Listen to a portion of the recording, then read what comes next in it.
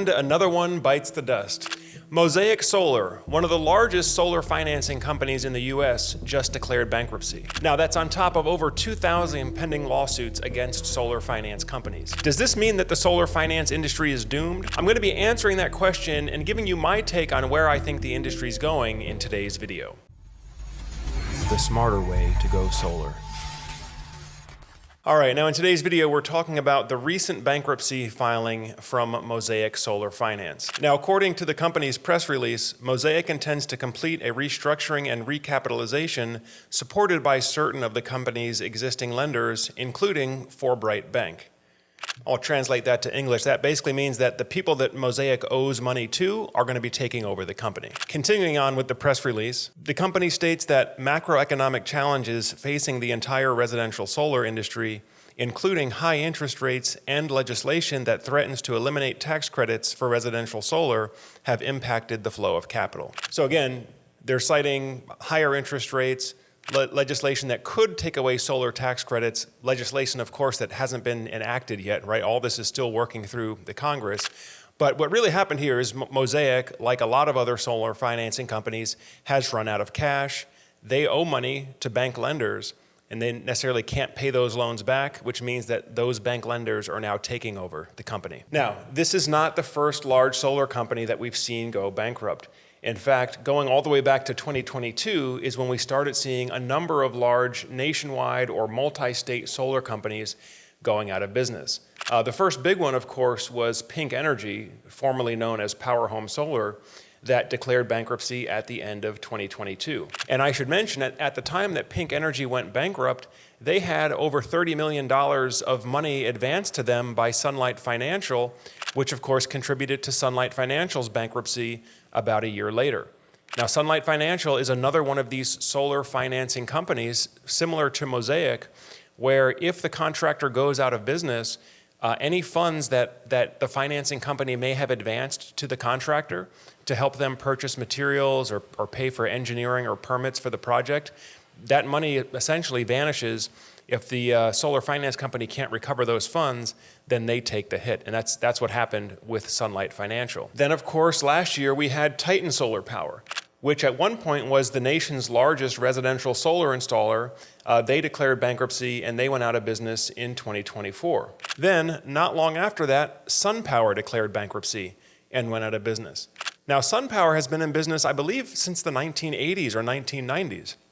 And that took a lot of folks by surprise because SunPower had a reputation for having one of the industry's best warranties and some of the industry's most efficient solar panels. Although I should say that SunPower did go through sort of a bankruptcy restructuring of its own, where they basically separated out the solar panel manufacturing company that was called Maxeon, that does the solar cell and solar panel manufacturing, where SunPower basically remained as a sales and installation company only. So it was the sales and installation business that went out of business last year. And then, of course, most recently, Sunnova has gone out of business, or at least they've announced that they're going to be going out of business and have declared bankruptcy.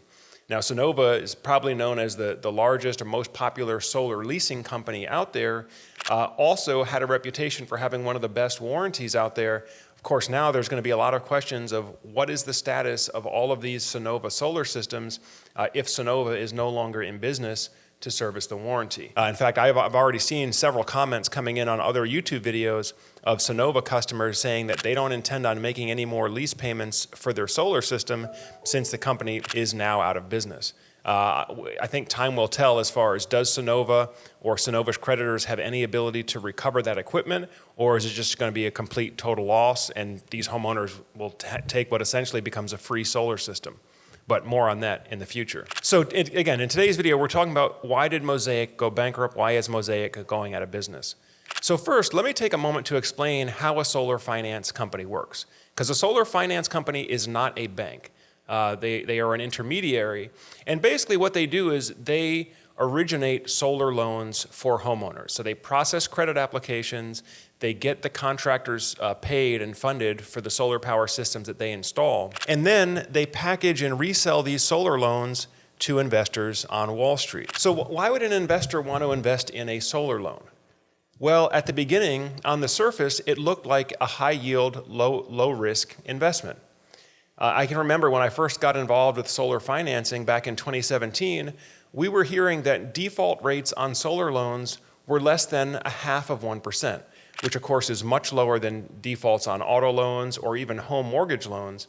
So it looked like a relatively low-risk investment vehicle that offered a decent yield. Now, of course, that only works if the solar system is functioning and actually saving homeowners money on their electric bill. In fact, the best indicator as to whether or not a borrower will pay back the solar loan is whether the solar system is saving them money on their electric bill. We've heard reports that even borrowers with very high credit quality, 750 and 800 plus credit scores, would stop making payments on the solar system if the solar system was non-functioning. And on the other hand, you might have borrowers with more marginal credit in the 600 score range that would continue making payments as long as that solar power system was saving them on their electric bill. But the thing that these solar finance companies didn't really count on was the high rate of contractors going out of business. Meaning, you have a solar power system that was financed with a long-term loan.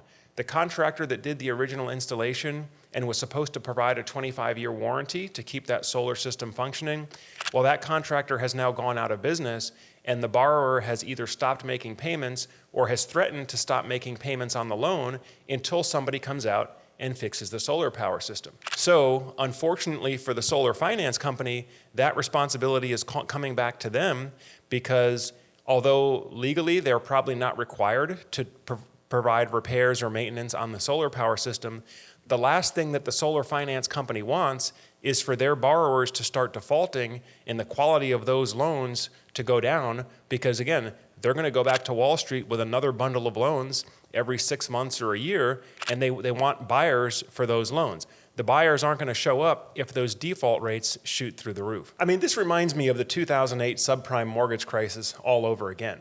We took a lot of high-risk financial products, a lot of high-risk loans, bundled them up in such a way that it was sold to investors that it was actually a lower-risk investment opportunity, but underneath all of it were these low-quality financing instruments, and default rates went through the roof, of course. And I'm afraid that's what we're going to see in the solar industry very soon as more and more of these solar contractors go out of business and these solar systems fall into disrepair.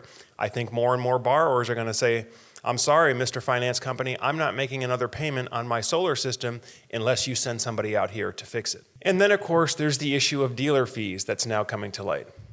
Now, dealer fees are fees that solar finance companies charge to the contractors, and the contractors have to pass those fees on to homeowners in the form of a higher installation price. But oftentimes, these fees are not disclosed. So the homeowner might look at a solar proposal, and he thinks all he's looking at is materials and labor, not realizing that the price of that materials and labor has been inflated to cover the cost of the dealer fees. And this is actually a great time to take a moment to explain the difference between a traditional FDIC-insured bank lender and a solar financing company. Again, a solar financing company is not a bank in itself. Typically, it borrows money from a bank.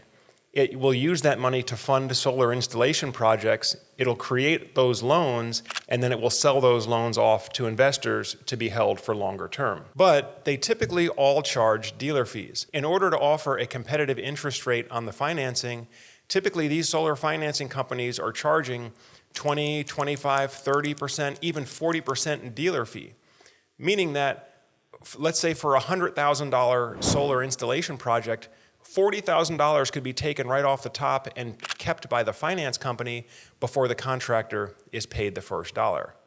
And that's a big difference when you're talking about a solar finance company compared to a traditional FDIC-insured direct bank lender.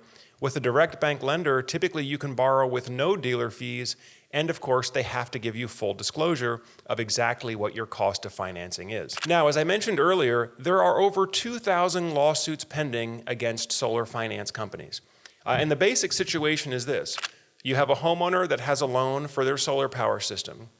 The solar power system either never got installed, or the system was installed, but it was never made fully operational. So now the homeowner is still getting a full bill from their electric company, and they're now getting bills from the solar finance company to pay for a solar system that doesn't work. And of course, the contractor that did the install or was supposed to do the install is out of business, so there's nobody to make repairs. And so what these homeowners are seeking is to have all of these solar loans canceled, which again is pretty much coming back to the solar finance companies like Mosaic, to essentially refund those loans and get those loans off of those homeowners' credit reports. So what does this mean for the solar finance industry? Well, here's my take on it.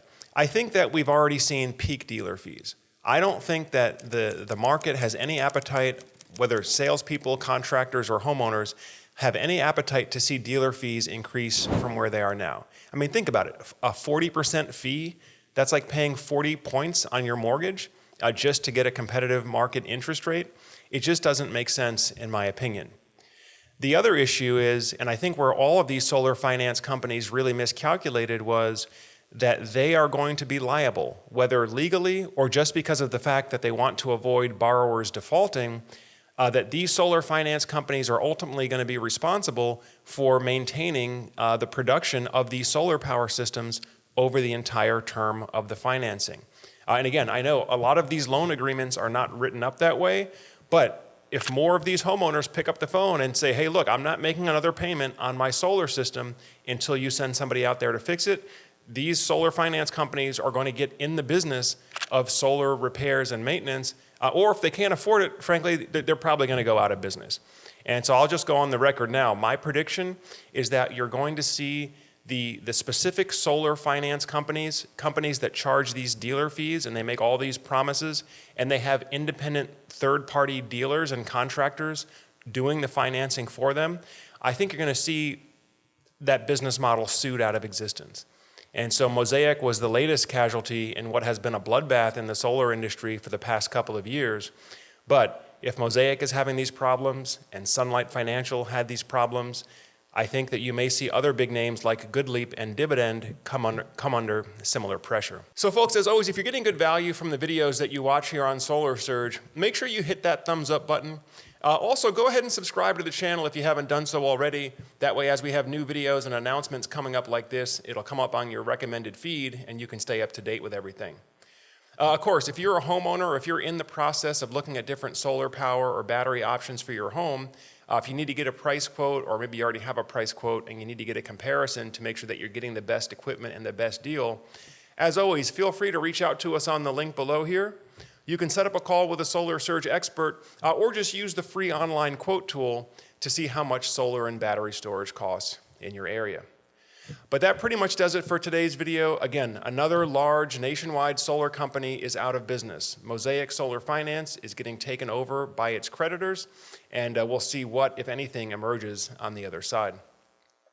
Well, I thank you all for spending some more time on the Solar Surge channel. As always, I'm Joe Ordia here, encouraging you to get prepared and be empowered. Thanks for watching, and I'll see you on the next video.